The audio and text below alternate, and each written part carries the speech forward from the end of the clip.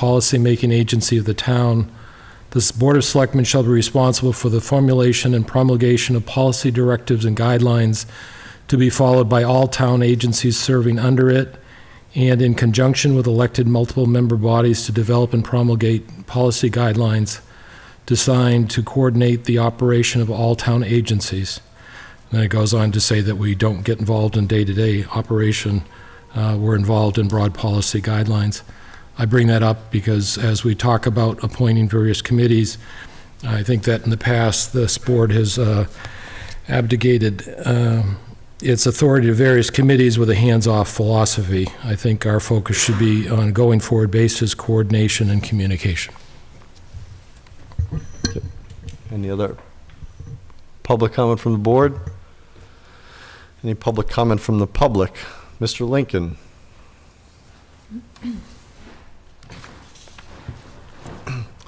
Pete Lincoln, Hemlock Drive. At the Eagle House in August, we have a Volunteer Appreciation Day. A couple of you I know have been to see it. And at that time, we recognize all those people who have volunteered to assist. This past year, over 70 people, given thousands of hours, a few of them even as much as 300, 400 hours, 9 to 10 weeks. And the fire and the police people cook hamburgers and hot dogs. We give everyone a certificate, recognition, and applause, and they're recognized.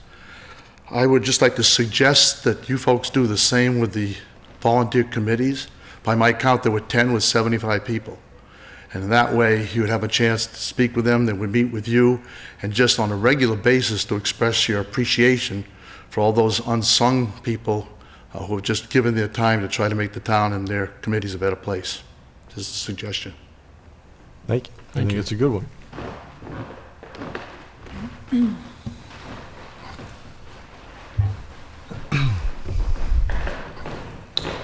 Good evening, Mr. Chair, Selectmen, Good evening. Town Manager. My name is Dave McDonald. I live on Island Road. I'm here tonight for a couple of reasons, and I just want to take a quick moment. The first thing I'm here is volunteerism, and I have to echo what Mr. Lincoln just said. Over the last couple of weeks, I've seen people come to this board and slam you guys about there's no volunteers.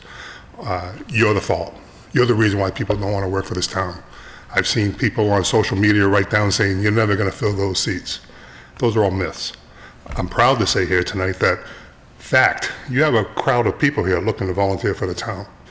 I think that's an amazing thing. Slammering the board as far as politics, that's going to happen. You guys know that. I know that. I've been elected to numerous boards in town.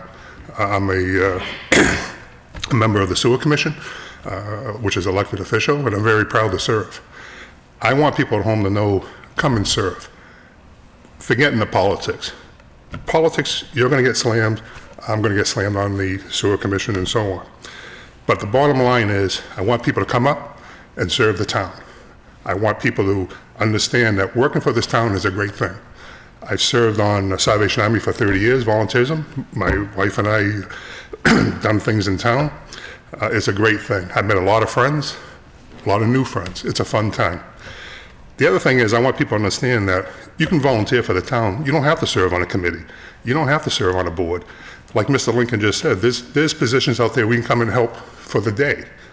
And I just want everyone to know that the town is open for that. As far as the planning board, excuse me, the Conservation Commission, I also want to thank them for their services. Although I disagree on the way they resigned, I think they deserve a praise and congratulations and move on. And I'll be proud to serve with any one of those members on any boards in the future. As far as the selectmen, again, you're the government body of the town. You've been elected. I think you're doing a good job. I think that when you come in here and get slammed for volunteerism, it's unfair. It's unfair that that's what I stand for. But as far as the execution of the policies, I hope you consider looking at it and doing it right next time. That's my opinion. Also, as far as volunteerism, like I said, for one day service, you can work at the senior center. But Mr. Toll, I don't know if it's on your agenda tonight, but you're doing a brick project for the veterans at the Memorial Park. Well, I'm going to be honored to work with you on that project. I want people to flood the phones, call Ms. Spidell. Let's come out and help the veterans. Let the people who bought the bricks come and lay their brick. That's what I'm going to do. I'm proud to do it. So lastly, volunteer is a big word. And last night we had a little episode with Mr. Luck. And Mr. Luck is our chair on our sewer. My thoughts and prayers, and as well as the commission's, goes out to Phyllis, to Carl and his daughter and his son. But we're talking about the word volunteerism. Well, last night it was an extraordinary night. As people are starting to hear, Mr. Luck had a heart attack here at the town hall. And I just want to take a moment to praise Paula Bertram. She performed CPR on Mr. Luck with Terry from the Finance Committee. Without volunteering, he wouldn't have lived. So I want, hopefully everyone, a round of applause.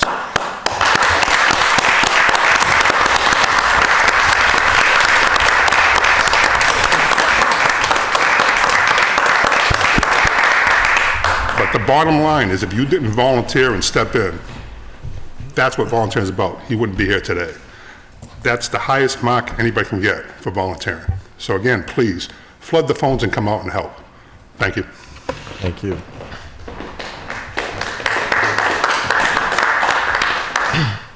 I wasn't going to mention, only because I didn't know if the family wanted it out there, but obviously it's out there. So I wanted to say that obviously all of us on the board send out our best wishes and prayers for a strong recovery for Mr. Luck. And obviously, huge thanks to Paula for, I was not there at the time. I came like 15, 20 minutes later and heard what happened. And just to add to Mr. McDonald's story, I mean, it should be said that that happened to Mr. Luck while he was here at a joint board meeting volunteering himself. So it really was, it really fits to the story about the kind of service and dedication people have to the town. So thank you for mentioning all those things. Any other public comment from the public? Just a couple of announcements. Announcement number one is, as is our custom, we announce the Halloween hours for trick-or-treating. This year, trick-or-treating actually happens on Halloween itself, Friday, October 31st, from 6 p.m. to 8 p.m. And lastly, on a more positive note than the solemn note we were talking about, I want to thank everybody who came out to the groundbreaking ceremony on Saturday. It was an enormous turnout. It was over between 200 and 250 people. We were very proud to have our state delegation, the state treasurer, the director, the executive director of the MSBA, all our local officials who were involved in this project, or many of them from all different boards, all different committees, there to speak and or participate. And it really was a wonderful event of something positive going on. One thing I didn't get to say then, but I will say now, is I never like to think of things as an end point, and neither was that ceremony. That was just another mile marker, because this is a 2-year project. Before the school goes online, there will be many more opportunities for the public to see what's going on. Obviously, you can follow the website. We're trying to publish through the school building committee and through the school department as many in-progress pictures as we can, so people can follow what's going along. And I'm sure there'll be other kind of open houses. There's another public meeting in November for abutters, but anybody can come and hear what's going on with the project. So a thank you to everybody who made that event happen, and I want to send out my thanks to the school department for inviting me to MC. It was an honor to do so, so thank you. Okay, we're going to start tonight. We have interviews talking about volunteers, so we actually have a few interviews. We're going to start with the first one is for the open seat on the Council on Aging. Obviously, Mr. Lincoln is the chair of the Council on Aging, so he is here. And going forward, I will try as best I can, and I hope I don't forget in any meetings coming forward, to mention that what committee or what multi-member body that the person is interviewing for, and make sure that we acknowledge that whether or not we have contacted, and at some point I think the policy will be changed that we will not actually appoint people until they've spoken, until we've consulted with the body themselves. So I just want to acknowledge that Mr. Lincoln, as chair of the Council on Aging, is here tonight. And I don't know if you're here to introduce Mr. Gennard, but certainly that's our candidate for Council on Aging, Brian Gennard. Good evening. Thank you. I'm Brian Gennard, 238 Arbor Street, Lunenburg, and I'm here to volunteer for the COA. So tell us a little about yourself and why you want to volunteer for the Council on Aging. Okay, I just turned 60. I figured I'm getting close, so I might have to start using some of this stuff in town. Know a lot of people in the town that are using the Eagle House and a lot of other different things happening in town, and I thought I could volunteer my service and see if I could help. I've done theater, music, I've sports from horseshoes to bocce and all these other programs that they're doing up there now, and I thought it'd be kind of fun to get involved. You said the secret password. You said bocce. Yes, a secret word. That's the secret password of Council on Aging. I figured I have to be invited to get up there to do that, so it'd be kind of fun. Have you spoken to and met with the Council on Aging board? I have not. Okay. I would recommend that you do. Okay. This is one of the things we're going to be talking about as we talk about furthering the policy about how we're going to treat appointments, I think. But that's going to be beneficial in a lot of different ways. Let me just say that. I mean, as Mr. Ebersol said, communication being one of them. It's important for us to know that you've met with the board you want to serve on, so you get a feel from the members firsthand, All right. what it entails, and also that we get feedback back from them about how they feel. And again, it's just a recommendation. I've been on other boards before and other things, and I know, I do know. Okay. I'll open the board up for questions of Mr. Gennard. Just to follow up on your last comment, what other boards have you been on and how was your interaction? I was over in Acton, different boards in community theater. I was over there. Townsend Horseshoe League. I was the president for 2 years over there. So just different things around, and I go way back, but I'm getting more time and freeing up as I'm getting older, trying to make more time to do things. And I figured this would be a nice thing, a good way to start. At least in my own town. I've only been here 30 years now, so I figured it's time. I don't know if the Council on Aging has, we've been talking about updating the web pages for the departments. I don't know if the Council on Aging has information on their programs or anything else like that, whether you've had an opportunity to find out what the council does. So I will talk to Mr. Lincoln. And, Okay. And I'll see if I can make the next board, and we'll talk to them. Sure. Anybody else have any questions? Just to follow up to what Mr. Ebersol just noted is, understanding what programs the Council on Aging are running, what specific areas you see that you can assist in, or special interests that you have. I have no idea yet. Okay. I'm hoping to get there and find out whatever they need me to do, and whatever I can help with, I will. Okay. Because you have not met with them, I will ask Mr. Lincoln, as a single member of the Council on Aging, if he has any comments or anything additional to add to the discussion. Well, of course, the primary thing is if anything happens to the heating system, Brian is probably the ace in the area for that, so we don't have to worry about freezing this winter. Brian knows several of the people currently on the Council on Aging. He and my wife have been in shows many times back, dating way back. They were in Charlie Brown together, and they were brother and sister. And so he's familiar with the programs. And he's a young, by our standards, young, energetic fellow, and we are trying to move the age of the Council on Aging to a lower point. There are over 2,000 people over 60 in Lunenburg now, and there will be more soon. And what we're trying to do is make activities for the boomers that involve more vigorous people. Bocce was just a start. We're talking in our last meeting about starting to run trips out of the Eagle House and try to set up activities that aren't just for the chair-ridden folks. Theirs, of course, would never be slighted. We are trying to make it have something more for people over 60 in this town to do in town. And that's our current focus right now. And Brian would be an outstanding member, like Kevin McNally was, that you just appointed recently. folks that can get out there and do things that involve a little more vigor and maybe attract a somewhat younger crowd. How many times I've heard in this time, I'm 82, but I'm not old enough yet to go to the senior center. I hear that all the time because they're still perambulating. And I think our focus would be best served in town by maybe dropping the age of the focus somewhat. And Brian, I think, would be a prime candidate. He's an amazing, enthusiastic, and positive person. Anyone in town knows Brian. They know that couldn't be matched. Excellent. And extra credit for using perambulating. I taught English. I'm just recognizing, that's all. And don't forget, It's not something that people in front of this podium say very often. Well, Not that there's much need to, but although it is one of the, or was one of the Board of Selectmen's duties, was to perambulate the boundaries of the town of Right. Lunenburg, so. there you go. the fence watchers That's especially, right? everything. I appreciate your input, thank you. Okay. Thank you. Thank you. Do you have any questions for us? No. Okay.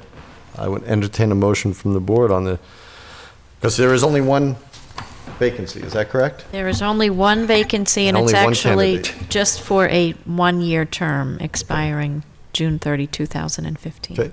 Mr. Chairman, in the memo, it talked about Council on Aging has met and is recommending that he be appointed. Is that not the case here? I guess that was my misunderstanding because Okay. the application came over from Mr. Lincoln, and I made the assumption that they had Okay. made the recommendation. I have no problem with the appointment. I think that as we go forward, figuring out what we want to do, I think that we are appointing somebody that has not been to a meeting or does not understand all the programs, and I'm not denigrating his character, but I think that since there are no other candidates at the moment and recommendation upon the chair, I'd make a motion that we approve this nomination. Do I have a second? I'll second.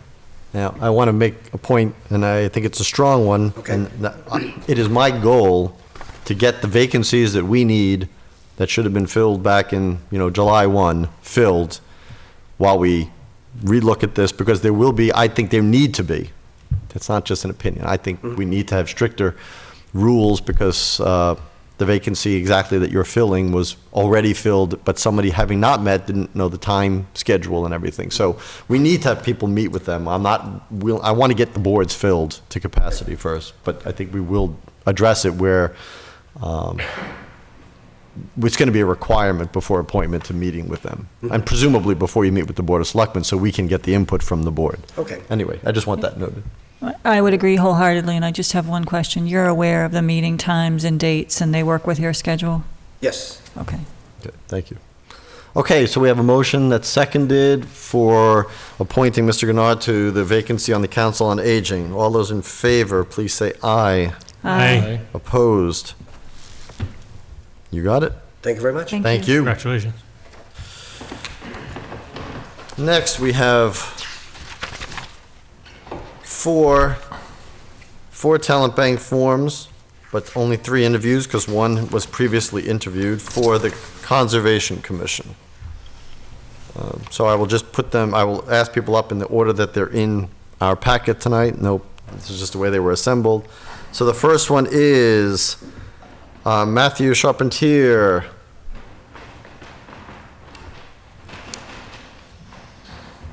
So just to prevent me from having to say it to everybody who comes up, come up, name, address, and then introduce yourself and why you want to be part of the Conservation Commission. Good evening. What your background is. My name is Matthew Charpentier of 5 Park Street Terrace. I am applying for this position as I have spent a great deal of time in the public lands of Lunenburg. They have provided me with a great deal of entertainment and insight into the world around me. I think this would be an excellent opportunity to give back to the town using the knowledge and skills I have acquired over the years. I have recently graduated from Massachusetts Maritime Academy with a degree in environmental protection. The curriculum included general laws which promote environmental protection and conservation in the state of Massachusetts. I have also conducted field surveys with the Association to Preserve Cape Cod for the Natural Heritage and Endangered Species Program for natural communities. I am extremely familiar with native plants to our area. They can be highly indicative of sensitive ecosystems and other associated plants and animals that could be in the area. And I am also a member of the Botanical Club of Cape Cod and conduct field surveys with them on a regular basis. Do you know the times that the Conservation Committee meets? I have looked at it online, but they would work with my schedule. I'm relatively open right now, so. Okay. Only because I know when you submitted this, which was yesterday, I'm assuming, unless I am mistaken, that you have not met with... I have not. Okay. I will open up to the board for questions. Have you had an opportunity to take a look at, our Lunenburg Wetlands bylaw, or, and I'm assuming that you're very familiar with the Wetlands Protection Act, given your background, but have you had an opportunity to look at specifically the Lunenburg Wetlands bylaw by any chance? No, I have not. Okay. Okay. Do you have any specific concerns or objectives or goals that you would see for the Conservation Commission moving forward? I'm not sure. Online on the webpage, I know you had mentioned earlier that they're in the process of updating the pages for the departments, I believe. For the Conservation Commission, many of the things are outdated and the schedules are outdated. One of the things is a walk in the woods. It's a program to get Lunenburg residents out and show them what the town lands have to offer. I think it might be nice also to have a walk in the woods dedicated not only to showing people the trails and the parking areas, but also to education, sort of a natural history of what is being conserved, why that land exists, that sort of thing. That'd be my only input. Great. The other thing that is going on at the moment is development in town. Then there's the balance between the right to develop a property versus the conservation. Have you been involved in any of those balancing of those different needs? No, not directly involved, but I have been being cognizant of what is going on in the newspapers and public media. Okay. In your studies, have you had to deal much with, obviously, when you talk about environmental protection, I'm assuming that you've had to deal with the reading of and interpreting of, and maybe even help the formulation of the law that is governing the protection of the environment.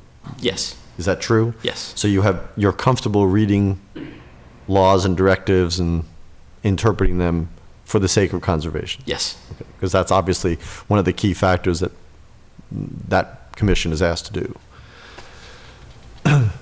Anybody else have any questions? Personally, I think that somebody of your background, educational background, and coming just fresh out of college would be a great addition to the Conservation Commission. So now, is there anything that's says here unemployed? So is the search for a job going to get in the way of serving for? No, I'm currently applying for graduate school for the University of UMass Amherst. Okay. So, for plant biology. Great. Okay, and just to reiterate, the Conservation Commission typically meets twice a month on Wednesday nights, and that works with your schedule? Oh, certainly. Okay.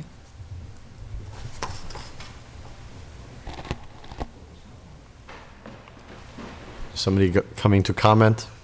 Sure.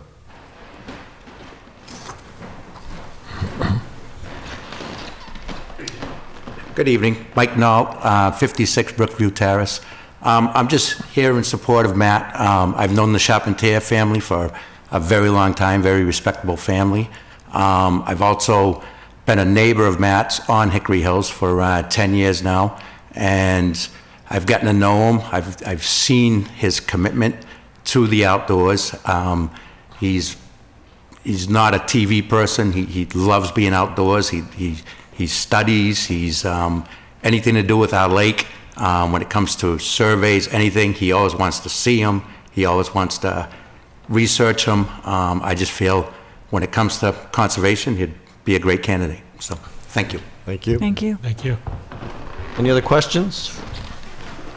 We're going to listen to all the, we're going to have all the interviews first, so Okay, thank you. Thank you. Thank you. Well, before I call up the second candidate, I do want to say that we have two remaining members on the commission, and we did reach out to them telling them that we were interviewing today. Unfortunately, neither one of them could join us, but they did send us a letter of indication for some of the candidates that they saw interviews for, and some of that they knew already. So we have reached out to them, we have consulted with them, they could not be here. And of course, they cannot give their recommendation as a board because they don't have enough members, there's not enough quorum. So I just wanted to let people know again that we have reached out to them, and I see that Ms. Carrier is here representing she's the administrative assistant for the Conservation Commission as well, who's sitting in. Mr. Todd Dwyer. I always feel like I should say, come on down, but. Good evening. evening. I'm Todd Dwyer. I live at 105 West Street. To give you a little of my background, I've been in Lunenburg for about a year now, a little over a year. Till 2012, I had lived in the Midwest in Kansas City. My professional background, I have a bachelor's degree from UMass Dartmouth in civil and environmental engineering. I have a master's degree in civil and environmental engineering from the University of Missouri.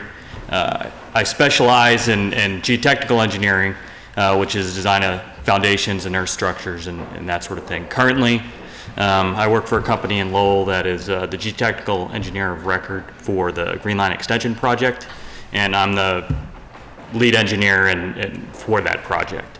So that takes up a lot of my time, but being new to Lunenburg, I'm more than willing and look forward to volunteering in any way I can. Ms. Bedell contacted me to volunteer for the Conservation Commission, and I'd be happy to. Can you give, I'm not familiar with what a geotechnical engineer does, so can you?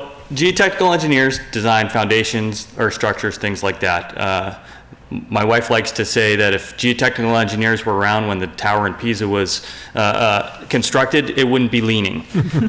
So the things we do is we go out and take test borings of soils and determine their strength, and then we can design foundations, earth structures. We also design earth dams and levees and things of that nature. So the geo is things to do with the earth. Open up to the board for questions. I'll ask the same question. Are you aware of the various development pressures that are in Lunenburg and the balance between development and the environment? I'm not aware specifically of what specific issues you're referring to, but in my professional career for the last 15 years dealing with all the sorts of issues you have with development, whether it's stormwater mitigation or those sorts of things, not only have I been deeply involved in it, I've also had to provide solutions, things like permeable pavements and other unique ways to mitigate some of those issues. I don't know if that answers your question. Thank you. Does your job entail, do you have direct involvement with coming up with solutions to environmentally sensitive problems? Yes and no. A lot of times we'll get involved in projects. I've been specifically involved in projects that have to do with flood control and flood mitigation. So in those solutions, yes. As I mentioned, stormwater mitigation and coming up with unique ways to capture stormwater, whether it's infiltrating stormwater in islands in a parking lot, things of that nature. Absolutely. If you're creating a slope, for example, on a project, and you have a steep embankment, and you're not sure if it's going to be stable, and you use unique ways to vegetate that slope. So not only do you focus on the strength of the slope, but you keep it aesthetically pleasing in the environment that it's in, things like that. So to a degree, yes, absolutely. In terms of things like environmental issues like soil remediation and whatnot, that's other people in my profession do that, but I generally don't deal with that sort of thing. And lastly, do you have any dealings with any, does your company or do any projects in Lunenburg? No, our company specifically, most of our work is either with state DOT or we do a lot of federal work with the EPA and things like that. Okay, excellent. Just a comment, and then I'll ask the same question. I'm very happy to hear you mention things like stormwater mitigation and permeable surfaces, because obviously, low-impact development are ways that we can address our stormwater mitigation. And given the new requirements for MS4s, which Lunenburg is, I think having someone with that kind of background would be very beneficial to the community. So the same question that I asked Matt, moving forward, do you have any... I know you're not all that familiar with the Conservation Commission, but and their work right now, but would you have any goals or objectives moving forward for the community? Well, I think for me, the Conservation Commission, because I'm also, I like to be outdoors. I'm an avid fisherman, and in my short time here, I probably, spent 8 or 9 days out in my canoe on Whalum Lake and run some of the trails in town and things like that. So I think just to be able to, have that perspective of someone who's been involved in a lot of developments and the perspective of a professional who's involved in that industry to balance the needs of conservation and preserving those green spaces in a responsible manner in concert with development. I think I could add a good perspective in that nature. But thank you. Yeah. Anybody else? Excellent. Thank you very much. Sheila Holt was previously interviewed at a selectman meeting, so we did not request her coming in since the rest of the board had the opportunity to interview her. I was not here, but I did see her interview, excuse me, on the broadcast, on the recording. So we will go to the last interviewee, and that is Mr. John Rabbit.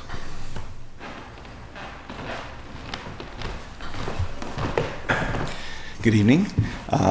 Thank you very much for seeing me. My name's John Rabbit. I live at 314 Townsend Harbor Road, and I'm applying for the position of conservation. To answer your question as to why I am applying, my wife tells me I should be very short-winded. A wise woman. Wise woman, very wise woman. Okay, and I'm really going to try. Okay, I've lived here 28 years now. Raised my family in Canterbury Drive, and we lived in the White Rabbit Swamp. I'm one of those swamp people. And my children grew up appreciating, as we did, we're backpackers, campers, and such. We grew up in this town. We joined LEAF, for those who remember LEAF. We started fundraising and getting a sense of what it took to bring people to participate. And we were able to help the schools quite a bit, and later on we saw some of the results. At the same time, I was on the Finance Committee for 2 terms, ended up being the chairman for a year, and that's where I had a chance to work with Bob. Now those are the days, Bob. So had a chance to understand how the town works, where the funds went, who did what, and actually had a chance to interact with all the departments as well. So we had a learning experience. I left town for a couple of years, hurried back as soon as I could, and ended up going with the Board of Health. I've served with the Board of Health for 2 terms. While on the Board of Health, I learned a lot. Not only did I learn the laws as related to, health, Board of Health rulings, but also a chance to associate with, the Conservation Commission, the planning boards, the town, the DPW and such, and how they work together and the restrictions that they had and how they attempted to bring it back. I also saw a board that was really worked hard to try and make sure that people could succeed. It wasn't about throwing up roadblocks. It was about how to help them succeed. So while I was doing that, I was also a member. I live on Hickory Hills. I'm a member of the Hickory Hills Lake Management Association, and we've got a lot of initiatives that we're attempting to work with the lake and improve the lake. And we were at a meeting last week, and there must have been 30 or 40 people volunteering, coming together. We had plans, we had goals. People were accomplishing things together, and the more you accomplish, the better they felt about how things were moving. I'm also on the CARF committee, the financial group committee with that. I'm also proud to say that I'm a member of the Lunenburg Snow Riders, and honestly, I own a sled, but I didn't ride one last year at all. The fact is, I stayed on the trails, I snowshoed, and I know that every fall, we're all out there, we're cutting trails, we're doing the work that works hand in hand with the conservation. The fact is, the snow riders are part of the muscle that allows the conservation group to get to move ahead, to make what we have as a town. So I've been intimately involved in that. Approximately 2 years ago, I went to rebuild my dock, and I had the chance to work with the Conservation Commission. And I've got to say right up at the very beginning, where's Jan? Jan, you're awesome. You really are. You're very, as an administrator, you're very good, you're friendly. She knows how to make people in town feel really good and laugh a lot. In fact, sometimes I'd even stop in just to get a laugh. Anyway, no. And Matt, a wonderful agent of ours, extremely knowledgeable. I know that right now this group, we as a group don't have the same level of experience, but I'm very comfortable with the fact that between Matt and Jan, an existing member, and what I've also learned along the way, I can add some real value to this committee and help it succeed nicely. When I was going through the experience, I had a chance to basically explore the laws of our town, the bylaws, our Wetlands Protection Act. And like the Board of Health, there are laws. You have to, the reality is you have to conform to those. But there's a lot of creative ways to work with them and within them. And essentially, I worked with the board. We had 5 different sessions. We were able to work our way through and come up with a pretty good solution set that worked for everybody. And I think that's where we want to go. We want to make sure that when someone comes to us, we're not all about no, we're about how can we help you meet this law. And that's part of my commitment to it. Now, the last piece that I'm really excited about, and a little bit of a background, when I was on the Board of Health, we monitor what happens to that lake with regard to fecal matter, growth, complaints, and things. And I noticed that every time we had a big storm, our numbers came off the scale, and we had to let them come back. The water took a while. Those lakes actually take a pounding when we have a hard rain. It's all about stormwater. And to answer your question, Paula, with regard to what do I think the objective should be, we as a committee, clearly we've got to make sure that we're meeting the wetlands protection piece, but the battle for our town is all about our water. This town is all about water. The old joke is we're a big lake with little islands, and the fact of it is our children depend on it, our farmers depend upon it, good quality water, the biomass depends on our ability to deliver good sound water. The MS4 legislation just passed. I've had a chance to read it. It's a wonderful piece of legislation. But what excites me about it is the fact that, there's 6 sections. The first section is learning, understanding, training, and teaching. Right? That second piece is causing and asking for participation by volunteers. And that other one that kind of interests me is in terms of what is the town doing to help take care of those issues with regard to, hey, even where we're putting sensitive salt or where are items located. There's wonderful literature put out by the state. So I've been collecting that, and because of my work with our Lake Management Association, I had a chance to become really familiar with how our lake works and how the other lakes work. And I'm coming to the understanding that, we have a little biofilter sitting at the back end of Mulpus.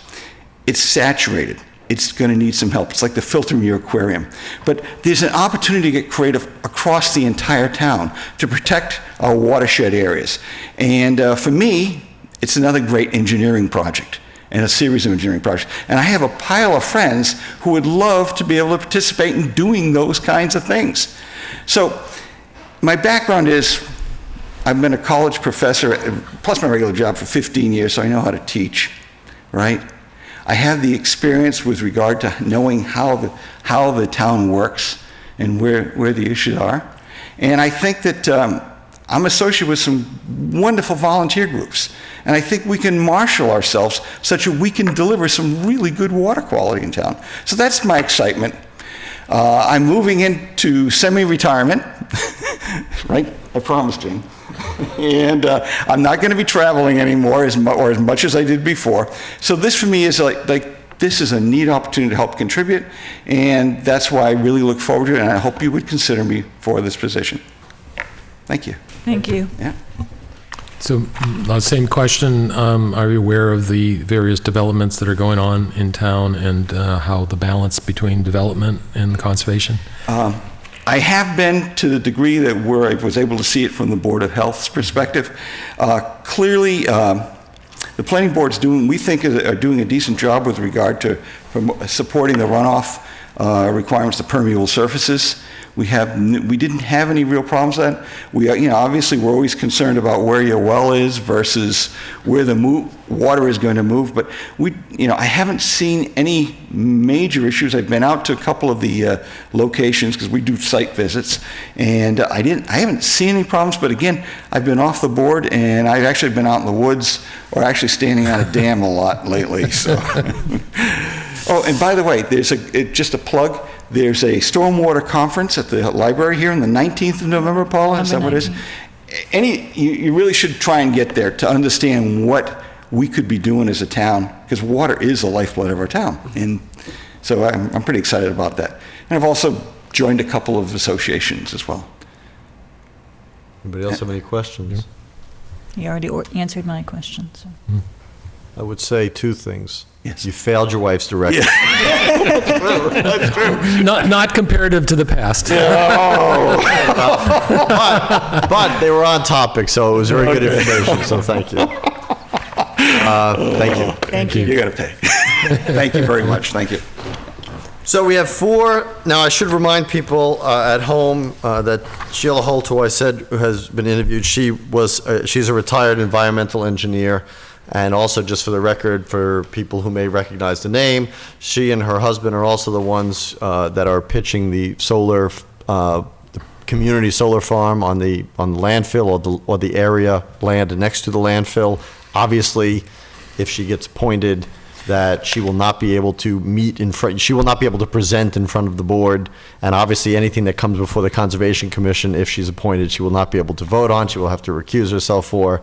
I say this openly for the record so everybody knows, if she gets appointed, she will need to fill out a disclosure form. This is all just straightforward material, so just wanted that to be aware of what her background is, and just an understanding that we understand where she's coming from in case people say, did you know that? Yes, we know.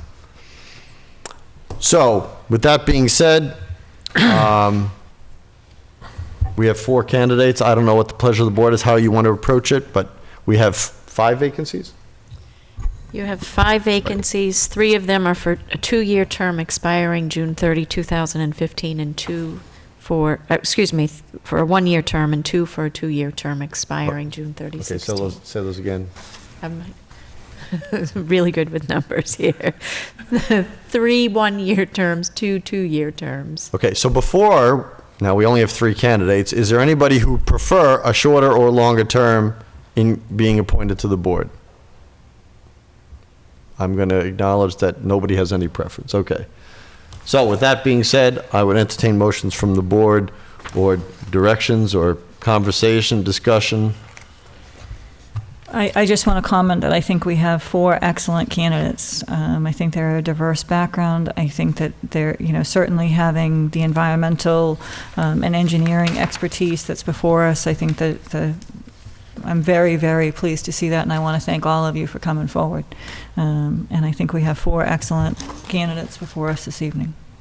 I would echo those sentiments exactly. I would also say, for the record, because it's part of the charter, and I want to acknowledge that, but given the situation and given the quality of the candidates, should all of them get on, because there's certainly enough vacancies, and I don't know how the board's going to vote. The goal of this board is to appoint people from various parts of town. If everybody gets voted on this board, we will have 3 people from the Hickory Hills area. I would be the first to acknowledge that is not a good situation, because obviously one area of town is more represented, 3 of 7. However, situation being as it is, it's more important for me right now to get people seated, and every one of these candidates is qualified, I believe, from their background and from their experience to be on there. So I'm not, as one member, I do not feel I am seating people just to seat people. These are people who have good qualities for conservation in their background, in their education, and going forward, if we do a normal turn of vacancies, it would be advantageous for this board to choose people, and it would be advantageous for people in the community to volunteer from other parts of town so that we get a more balanced coverage. Again, I want to say that up front, that I acknowledge that, but I'm not going to let that deter me from these candidates who all, I think, are very qualified. I would just echo those concerns. I know the individuals that have come forward from Hickory Hills, and I can tell you that they are all very, very committed volunteers. Ideally, we would have had people come forward from Lake Shirley and Lake Whalum, and so we could have that diverse, or from other areas of town. Unfortunately, that didn't happen. However, I'm thrilled with the candidates that are before us because of their background. I think they would be ideal candidates to serve on the commission, and I don't think that should stop us from appointing these individuals. And I think that, I know that the Lake Shirley Association sent out an email blast trying to get people from Lake Shirley. We still have one position, so hopefully we can try to recruit somebody. I've been talking to a couple of people around that area to try to get some people to join in. And then certainly other parts of town, because it's not, there are wetlands and environmentally sensitive lands throughout the town, not just right around the lakes as well. So I would encourage other people to come forward. And then the other thing I would say is that the Conservation Commission has a very long history. At one point, we were one of the few towns in the state that had taken advantage of the self-help program, and we had the largest percentage of conservation land compared to other communities in the state, and I think that our reputation is to be supported going forward, and I would hope that with the land use director that the coordination of efforts with the planning board, this board, and sewer and board of health, as well as the other, the building department, will make a big difference. I think that we have the opportunity to really address on a comprehensive basis both the environmental and our developmental needs that we have. And I guess just to move things forward, three positions for 1 year and 2 positions for 2 years. Yes. I would just, and not to pick anybody specifically, but I have to. I'm recommending that Jack Rabbit and Todd Dwyer be appointed for a 2-year term, and Sheila Holt and Matthew Charpentier be appointed for a 1-year term. And I would second that motion. Any further discussion? I just want to, I didn't get a chance. I just wanted to also say that I was very impressed with the candidates that came forward, particularly impressed with how quickly they came forward given the town's need. And the fact that that at this particular time there is a few of them from the Hickory Hills area doesn't surprise me based on the history of volunteerism in that part of town. But I am concerned as well, and I think we should work on balancing that over time. I do have one question, Mr. Chairman. Is Mr. Murphy, who interviewed for the position and didn't get it, a candidate, or would he care to be a candidate for the fourth, for the other seat? I spoke with him not this past week, but the week before, prior to our last meeting, and asked him that, and he said he would consider it, and I said that please let us know, please let me know directly, or the town manager, and we have not heard. So we are moving forward. He is, again, if he is listening to this, or if people who know him are listening to this, we would love to have him be on the commission. I would, and I personally ask him to, consider being the seventh member. And the conversation we had still stands exactly as we spoke about it. I think he would be a great addition to be on the commission. Thank you. So we have a proposal for 2 2-year terms and 2 1-year terms, as noted by Mr. Ebersol and seconded. So if there's not any further discussion, All those in favor of that motion, please say aye. Aye. Aye. Opposed?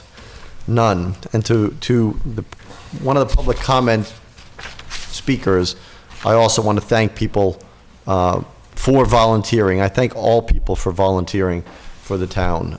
In this case, particularly because of the position that we found ourselves in, to come forward this quickly and to offer service to the town. And so I do hope that Mr. McDonald's comments reach a lot of people, because I think there's many ways to help in this town. Being on boards and commissions, whether appointed or elected, is only one. There are many ways to help the town move forward and to support the town, and I hope people do that. So thank you for his comment, and thank you all for your service to the town. Thank you.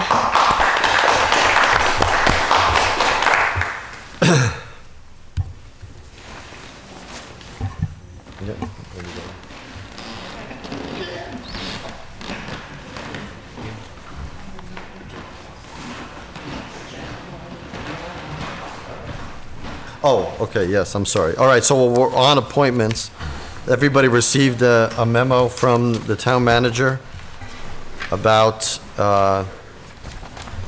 you want to introduce this? Sure. So there's an issue with the Personnel Committee. The bylaw requires that one of the 5 members be a town employee, and that was an oversight on my part. You appointed 5 citizens to the committee. So the last individual that you appointed to the committee was Mr. Rene Lafayette, and I've spoken with him and asked him if there were any other committees that he would be interested in. I specifically asked about PAC, but that was not of interest to him. He is interested in the Historical Commission, and so I have forwarded his talent bank form to the Historical Commission. There was one other individual who submitted a talent bank form last week for the Historical Commission, so the Historical Commission is reviewing both of those talent bank forms for their one vacancy. But I would ask that you rescind the appointment of Rene Lafayette, and in his place that you appoint Nancy Forrest, who is the Payroll and Benefits Coordinator, to a term through June 30, 2015, as is required by the bylaw. Do I have a motion? Well, first, any questions? Do I have a motion in that regard? So moved. Do I have a second? Second. Any further discussion? Again, we apologize for the oversight, and we will direct Mr. Lafayette to the Historical Commission. Okay. All those in favor of the motion, please say aye. Aye. Aye. Opposed? None. Thank you. Okay. So, to current business, request approval, modification to traffic rules for the isolated stop signs at Mulpus and Townsend Harbor Road. These are for the stop signs that, I'll let you introduce Right, it. so this is, obviously, we made the modifications to this intersection several months ago now, and we were holding this modification, as you know, based on the presentation we had on the intersection down here of Main, Highland, and Oak, that any time that you place a stop sign, you are required to approve a modification to the traffic rules and orders. We actually were holding all of these until we brought the full document to you for review. That is still with town council, and since you did approve the modification for the intersection I just mentioned, it makes sense to go ahead now and do this, just so that we have this clear for the record. So this is a request to approve a modification to the traffic rules and orders of the town of Lunenburg Schedule 4 isolated stop signs to add on Townsend Harbor Road for northeastbound traffic at Mulpus Road, and to add on Townsend Harbor Road for southeastbound traffic at Mulpus Road. Any discussion? I will say, just not in direct regard to this request, but that intersection improvement has done wonders over there, and there were those who predicted long lines at stop signs, and the times that I've gone by there, which are fairly numerous, I have not seen that, and it really has directed traffic well, so. it was really good. Sightlines are great. So I'd entertain a motion on the request to accept these stop signs and to modification of the traffic rules in the order of the town of the isolated stop signs. So moved. Or a second. Second? Any further discussion? All those in favor, please say aye. Aye. Aye. Opposed? None. Mr. Chairman, just a follow-up question on the traffic ordinance. Is that going to come before us soon? The police chief, the answer is yes. I hope during the month of November. The police chief identified a number of issues that he wanted town council to review, and those were sent to town council last month. I requested an update or a status from town council, I believe just yesterday, and I haven't received an answer yet, but I did advise that we're looking to have this occur in the month of November. Thank you.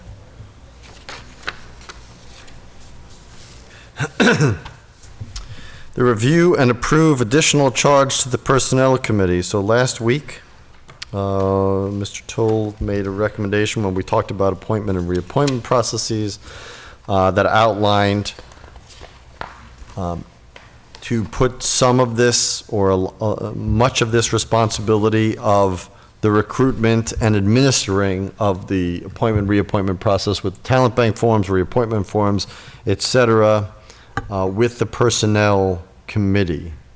Now, the Personnel Committee is, as also included in your packet, was created and is part of our bylaw about under the salary admin plan, where it establishes the Personnel Committee. So in order for these to be discussed or incorporated would require that the bylaw be changed, and that would require a town meeting vote, correct? It would, and I actually wanted to mention that because just before the meeting, a question was posed to me about this process and whether or not the bylaw needed to be changed. Could this be adopted in advance of the bylaw being changed? And my answer in the short time I had to think about it was, this is an appointed committee. You're not looking to change the bylaw, you're just looking to give them an additional charge. If it makes sense to propose this as a bylaw change, you certainly can do that, but I don't see any reason why you couldn't give them an additional set of work to do before the bylaw is changed. You're not asking them, you're not proposing anything that's in conflict with the bylaw. So I think that's really up to the board whether or not you want to move to change the bylaw. I think we could certainly, ask the Personnel Committee to review this list, and this is what we would like them we'd like them to add this to their workload.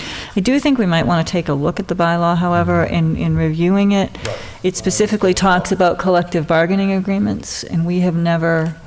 Well, I don't want to... But so I think we need to look at the bylaw as, a couple things jumped out in just the section that I read. So I think we may want to revisit it, but I don't think we need to revisit it prior to asking the Personnel Committee to do these tasks. Yeah. Just to be clear, the section that you're referring to is out of the charter, and it's out of the powers and duties of the town manager, section 4-2E. Thank you. And so It's the page before that. It's not Okay. relative. And I just pointed that because that's a charter reference that says that the Personnel Committee and the town manager do some things. The rest of the paragraph talks about things that the town manager does. Okay, thank you. So, also, well, two things. First of all, I wanted to say to the board, because I don't know, this was sent out, a day or two ago, so we may want to obviously give ourselves time, now that it's part of the public record, to review this. But we are looking to change the bylaw and what the charge of the Personnel Committee is.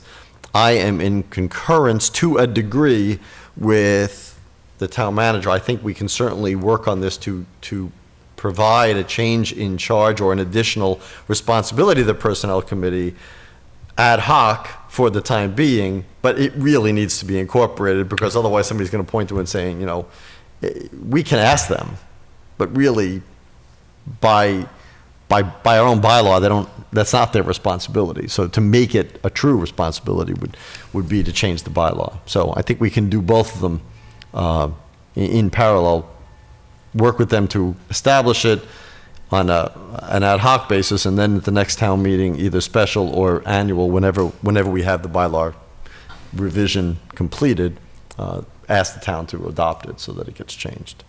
And just a couple of comments on it. It currently talks about all town non-elected groups. I would suggest we add appointed by the selectmen, because if the school committee has lots of different committees, so we wouldn't necessarily be looking at that. The other thing is, I would actually like to seek feedback from the personnel committee on the draft of this. I think there's a lot of things that are good, but knowing how they think as personnel people, I think they may come up with a slightly different focus on. But I like the concept of this. We talked about relieving the burden of the town manager for the day-to-day administration.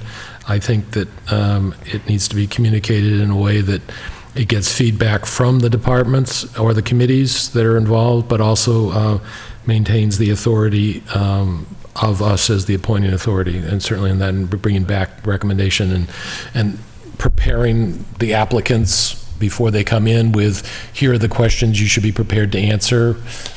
Here's the information you need to send out ahead of time. So I think this is good, but I think I'd like to see it a little bit more fleshed out before we would adopt it as a charge. I think we're going down that, and I think that can be done very quickly. Well, I would offer a slight alternative, and maybe it's into what you're thinking anyway. I mean, I do not want anyone out there thinking that we're abdicating any Board of Selectmen responsibility. We will be the appointing authority and will remain it. Not only that, in my mind, in my eye, we would remain the appointment, reappointment policy makers, that the Personnel Committee would be the one to administer that policy, because the Board of Selectmen is not allowed to do day-to-day things to begin with, and they could better coordinate and offload that task from the town manager and the selectman's office. So I think the charge, while Mr. Toll has outlined what they would do, that would be part of the policy. All we want to do is create a paragraph that says that they will be responsible for administering the appointment, reappointment policy as adopted by the Board of Selectmen, and then that leaves the policy to us to modify whenever we want. They're just going to be administering it. Well, I guess I'd like to take it a step forward. I don't want them just to administer it. I want their recommendations on the best tools that we can utilize to actually make those appointments. So, for example, we've talked about the talent bank forms, the reappointment forms, and whether or not we need to revisit those and modify those. I'd like the expertise of people in that industry to give us some feedback on that. Certainly, it's recommendations. We need to adopt the form and we need to make the decisions, but I would like to seek their input on the process itself. No, I don't think I don't think we're talking across each other. I think that I agree with you. Okay. I just think that the charge, right? So from the bylaw standpoint, we just got to give them the responsibility to do this, and I don't think it has to be anything explicit. It's a broad topic that they're going to implement the policy of the reappointment and appointment process. Yeah. And then I think, like other things, when we talk about policies versus procedures, if they have procedures that they want for us to adopt, and they want to present them and say, okay, here's a revised talent bank form, I think that's great. I think the procedures should be theirs, the broad policy ours. And so I don't think we're... I agree. I agree. Okay. So yeah, I also like the idea of Mr. Toll's comment about orienting new committee members on an onboarding process. I think that some committees are better than others in that process, and certainly can be in consultation, but things like how a meeting is run and other things like that is often something that somebody coming on does not necessarily know right away. And I like the performance progress review process for sitting boards and members. It's another way of providing feedback. I think that a lot of that needs some work to flesh it out. Sure. Do you have any comments or anything about what's being proposed, at least in broad strokes? I think just relative to whether or not you want to change the bylaws, since this is so different than what they've been doing, I think it makes sense to try it for a while and see if it works before you change the bylaw, because I don't see any issue with giving them an additional charge.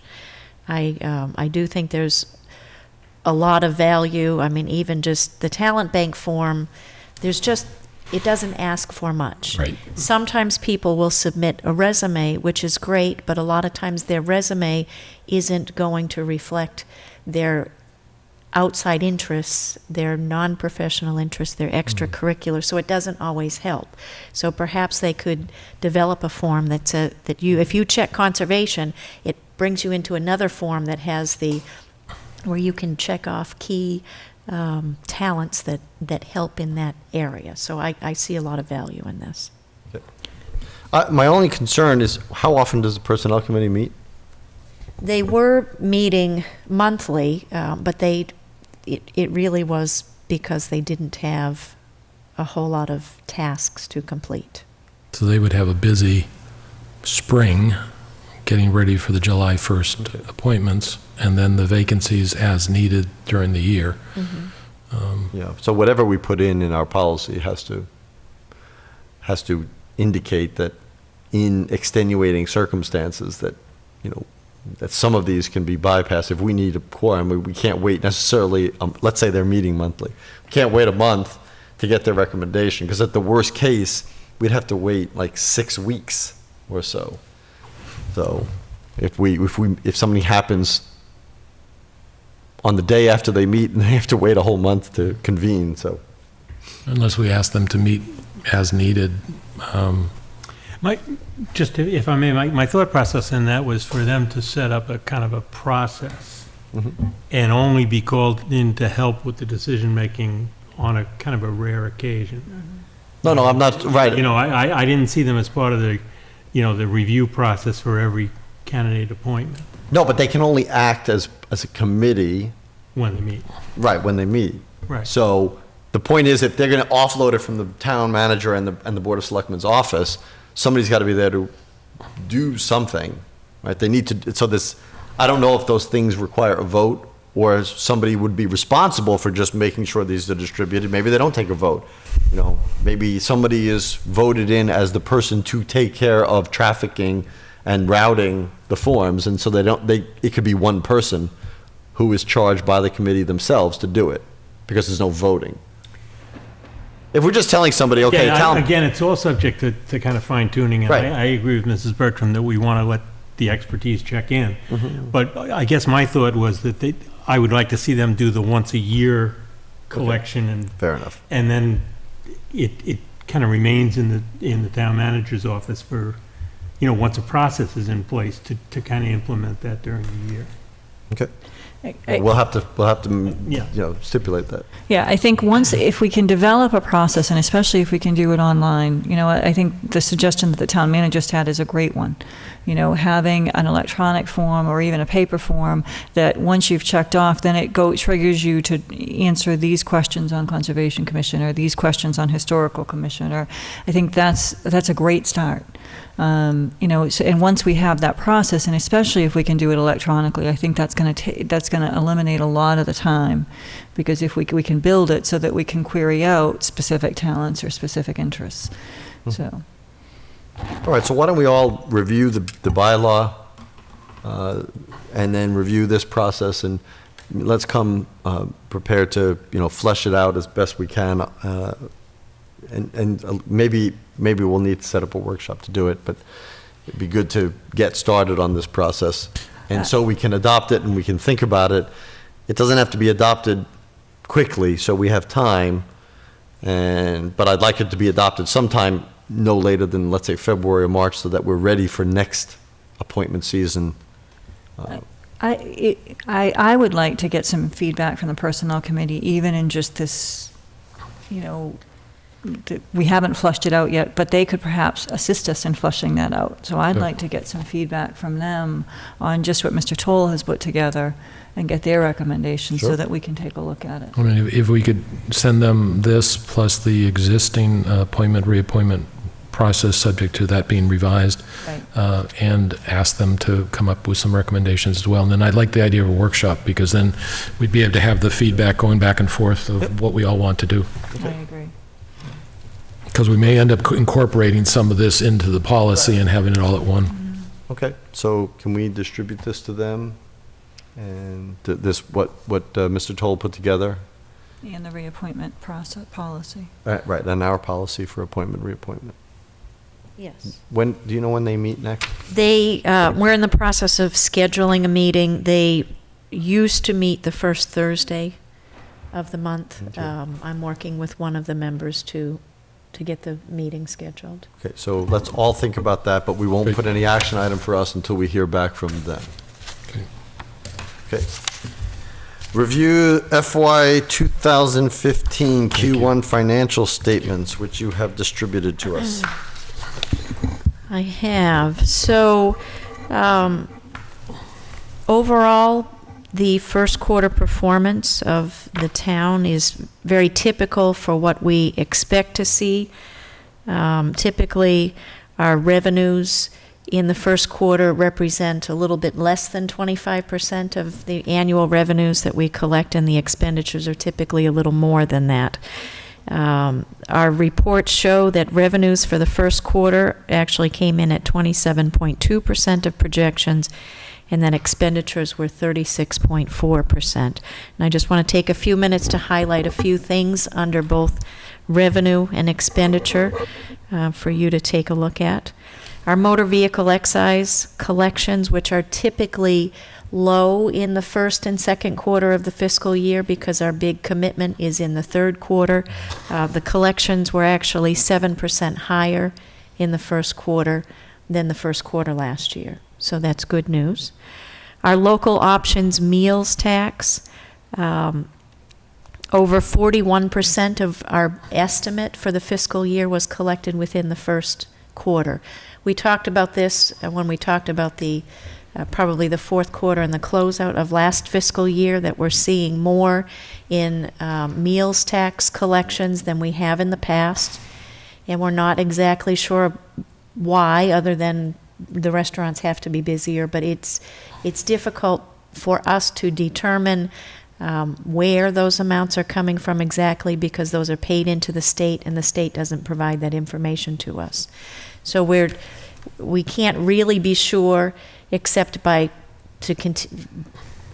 continually monitor whether we have people, whether sales are actually up, or we have maybe businesses that are paying ahead or they're paying late, as sometimes happens just because we don't see the returns. We don't get a receipt, any detail with the receipt.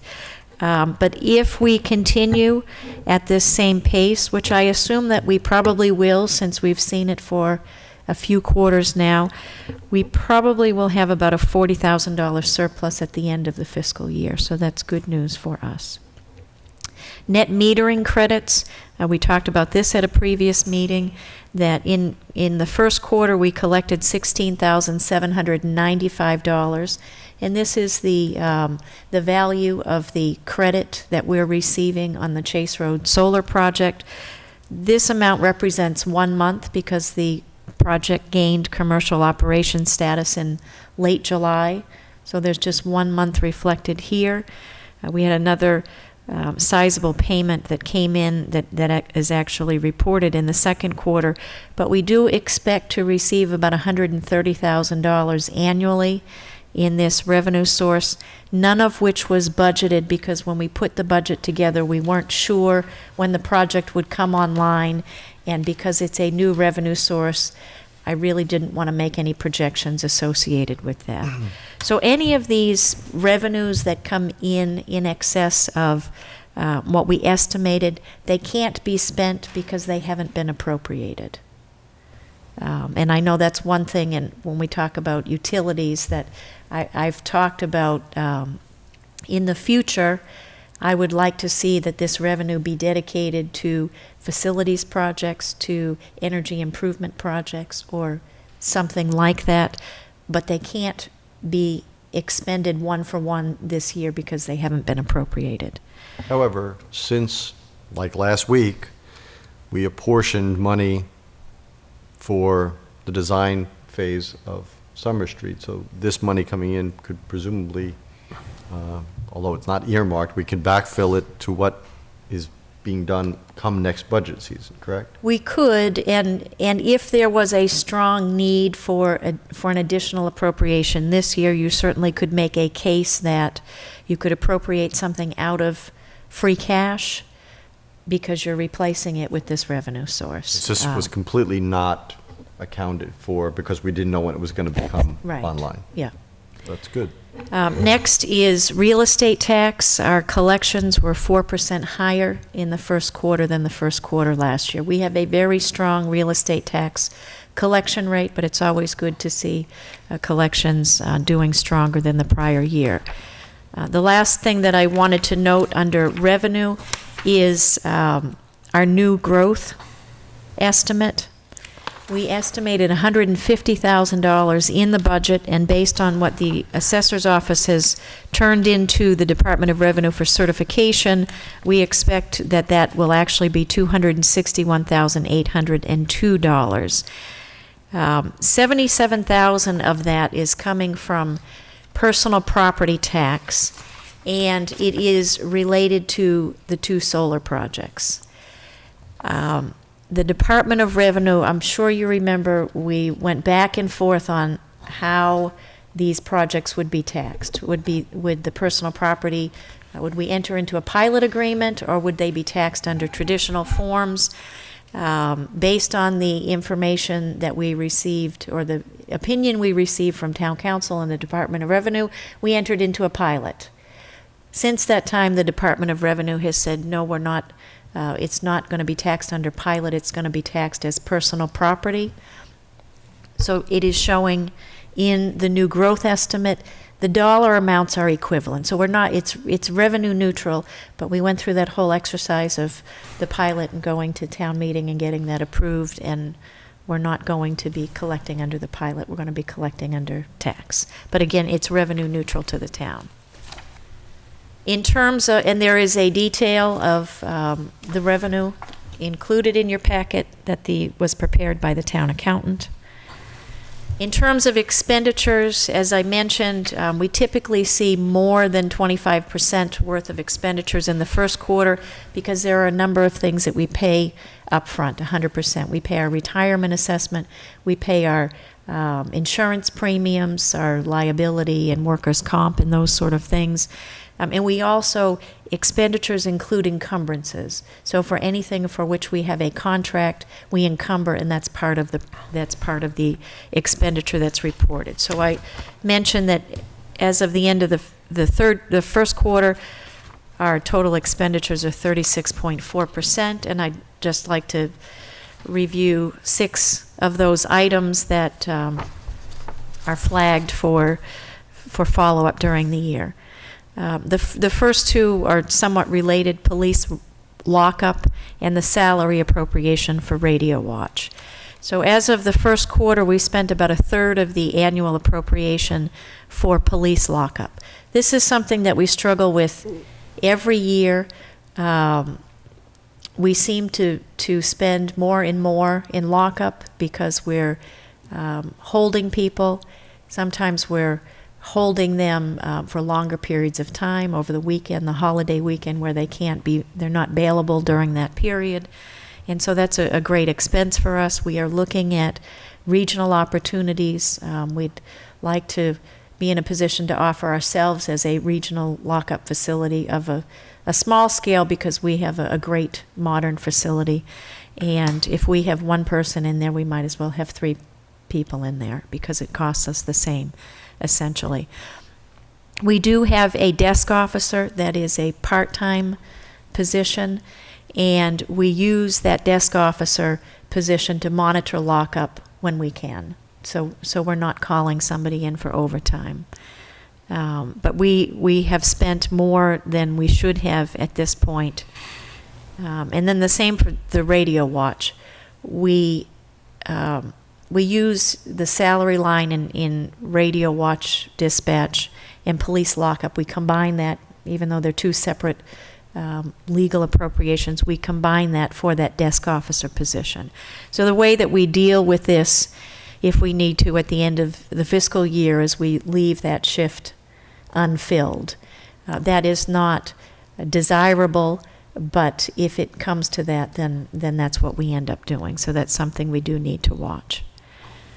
The third item, tree removal. At the end of the first quarter, we had overexpended our annual appropriation by $8,000 or $6,000 if there's an encumbrance in there that you could back out. So the total year's expenditure has been expended at the end of the first quarter, and this is due to the storm, the microburst that we had in July, where we had a lot of tree damage, and there won't be any state or federal reimbursement for that. So we're hoping we'll be able to deal with that within the Department of Public Works in total, but that's something we've advised the Finance Committee of as a potential issue for